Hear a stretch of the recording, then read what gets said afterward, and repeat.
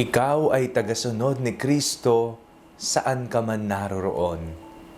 Ako po si Father Fiel Pareha at ito po ang ating segment, ang Daily Devotion, na kung saan tayo po ay magdarasal, magbabasa at magninilay kasama ng salita ng Diyos sa buong taon.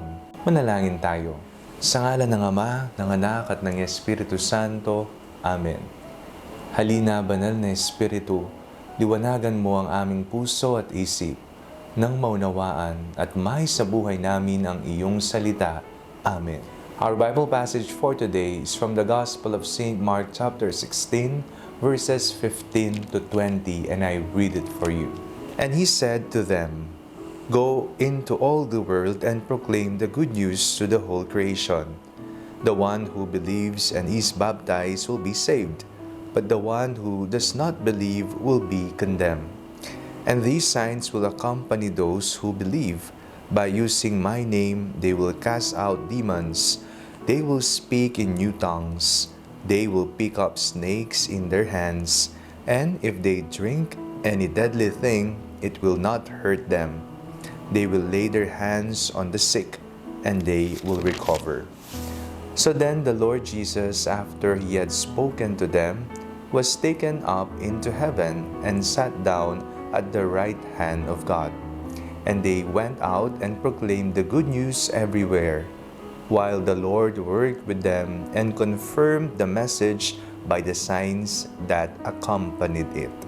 Dumarating po sa punto ng ating buhay na para bang nakakalimutan natin na tayo ay mga tagasunod ni Kristo, na tayo ay mga Kristiyano. May mga pagkakataon na nasusubok ang ating pagsunod kay Kristo. Sa trabaho, tayo ba ay nagiging Kristiyano? Nagpapaka-Kristiyano ba tayo sa pamagitan ng pagtatrabaho ng tapat? Hindi tayo pumapayag na madumihan ang ating mga kamay. Hindi tayo pumapayag na makisali sa anumang gawaing kadiliman.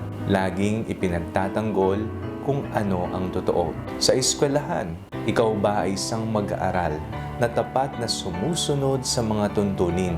Halimbawa na lamang dyan ay hindi pangungopya o kaya hindi pandaraya sa tuwing kayo ay mayroong pagsusulit. Sa loob ng tahanan, ikaw ba ay nagpapaka-Kristiyanong magulang o pinapabayaan mo ang iyong mga anak? Tayo po ay mga tagasunod ni Kristo saan man tayo naroroon. Sa ating pong binasang ebanghelyo sa araw na ito, napakinggan po natin kung papaanong binigyan ng utos ni Kristo ang kanyang mga alagad.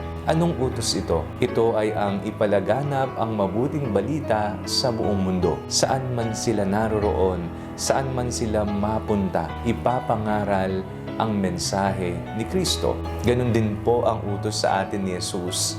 At huwag sana nating kalimutan na tayo ay tumanggap ng utos na ito na ipangaral at ipalaganap ang kanyang salita sa trabaho man yan, sa paaralan man yan, sa loob man yan ng ating mga tahanan o saan ka man naroroon. Ikaw ay kay Kristo sa panig ng totoo at mabuti. Ikaw ay isang Kristiyano, marangal, makadiyos, mabait, mapagmahal, maawain, at higit sa lahat, tagapaghatid ng mabuting balita. Manalangin tayo. Panginoong Jesucristo, bigyan niyo po kami ng tapang, sigasig at dedikasyon upang maipangaral namin ang iyong mabuting balita saan man kami naroroon. Amen. Sa ngalan ng Ama, ng Anak at ng Espiritu Santo. Amen. Huwag po ninyong kalimutang i-like ang video nito. Mag-comment po kayo and share it with your family and friends. Ang Panalangin Bago Matulog ay may sariling Facebook page na po. Huwag niyo pong kakalimutang mag-like at mag-follow dito, and do not forget to subscribe to our YouTube channel. I-click niyo lamang po ang link na nasa description ng video ito. O kaya naman po, just search Father Fiel Pareha. God bless you po.